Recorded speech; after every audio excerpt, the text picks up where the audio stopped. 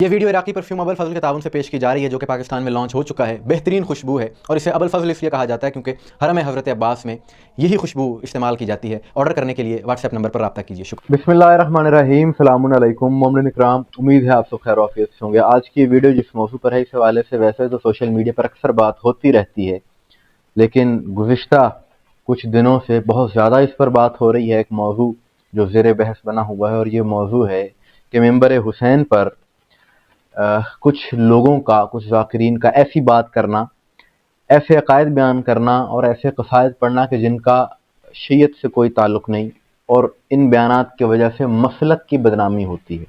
یعنی ان عقائد کا تشیع سے کوئی تعلق نہیں ہے، لیکن جب وہ وہاں سے بیان کرتے ہیں اور آگے سے داد ملتی ہے تو اس کے ملت کے لیے، قوم کے لیے، مسلک کے لیے انتہائی منفی نتائج ہوتے ہیں، اثرات ہوتے ہیں۔ اور ویسے بھی امام صادق علیہ السلام کا فرمان ہے کہ اے ہمارے شیعو، ہمارے لیے باعث زینت بنو، ہمارے لیے شرمندگی کا سبب مت بنو۔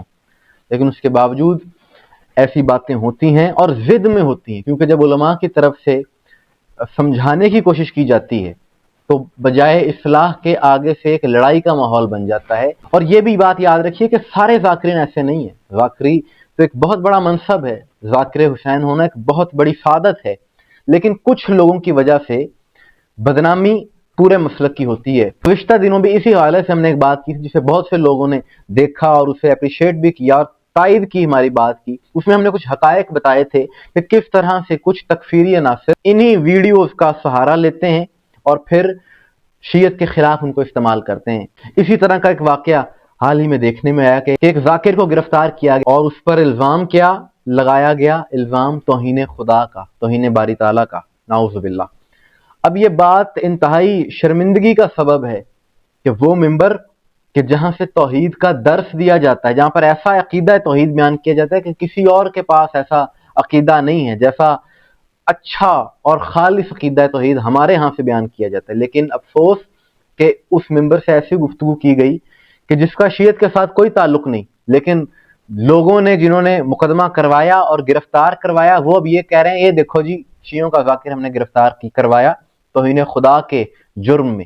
اور وہ الفاظ جن پر ایف آئی آر ہوئی وہ یہ تھے، ذاکر نے کہا امام مہدی کے بارے میں کہ یہ مثل خدا ہیں، نعوذ باللہ، اور پھر کہتے ہیں کہ خدا نے اپنی جگہ تجھ کو بٹھا رکھا ہے۔ مثل خدا تو نے پردے میں اب خود کو کیوں چھپا رکھا ہے؟ مجھ کو یقین ہے اللہ نے تجھ کو اپنی جگہ پہ بٹھا رکھا ہے۔ ایسی گفتگو جس سے قرآن کی نفی ہوتی ہے۔ قرآن کہہ رہا ہے لیسا کمثلہ شیء، کہ اس کی مثل کوئی شے نہیں ہے، وہ تمام جہانوں کا پالنے والا ہے۔ تو بات یہ ہے کہ یہ ایک عجیب المیہ ہے کہ ایسی بات کی جاتی ہے، ایسی گفتگو کی جاتی ہے کہ جس سے تعلیمات اہل بیت کی بھی نفی ہو رہی ہے، قرآن کی بھی نفی ہو رہی، اور پھر دوسرے الزام کیا لگاتے ہیں کہ جی یہ دیکھیں یہ شیعہ عقیدہ، جبکہ ایسا نہیں ہے۔ تو یہ سلسلہ ختم ہونا چاہیے، کیونکہ اس طرح کی کوئی ایک ویڈیو نہیں ہے، آج کل چیزیں لائیو چلتی ہیں،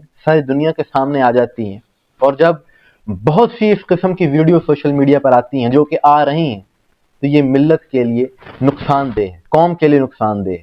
یعنی قرآن نے جو اہل بیت کے فضائل بیان کیے ہیں، متعدد آیات ہیں، یہ فضیلت کم ہے اس گھرانے کی کہ پروردگار جن کی تعریف خود کر رہا ہے، اور پھر احادیث پیغمبر ہیں، رسول اللہ کی احادیث ہیں، وہ سب کچھ چھوڑ کر اپنی طرف سے من گھڑت باتیں کرنا، من گھڑت عقائد بیان کرنا، اور پھر اس سب کو نام دینا عقیدے کا، کہنا جی یہ بڑے عقیدے والا ہے جو ایسی باتیں کر رہا ہے۔ اور پھر جب اس قسم کے واقعات ہوتے ہیں تو پھر پورے مکتب کو بدنامی کا سامنا کرنا پڑتا ہے۔ ہم یہ اعلان کرتے ہیں کہ اس قسم کی گفتگو کرنے والوں کا ہمارے مکتب سے، ہمارے شیعہ مسلک سے کوئی تعلق نہیں ہے۔ ان کا ذاتی عقیدہ تو ہو سکتا ہے، لیکن یہ حسینیت کا اس سے کوئی تعلق نہیں ہے۔ مومنین اکرام، آپ کی اس حوالے سے کیا رائے ہے؟ کمنٹس میں ضرور بتائیے گا۔ مجھے دعا میں یاد رکھیے گا۔ السلام علیکم ورحمۃ اللہ۔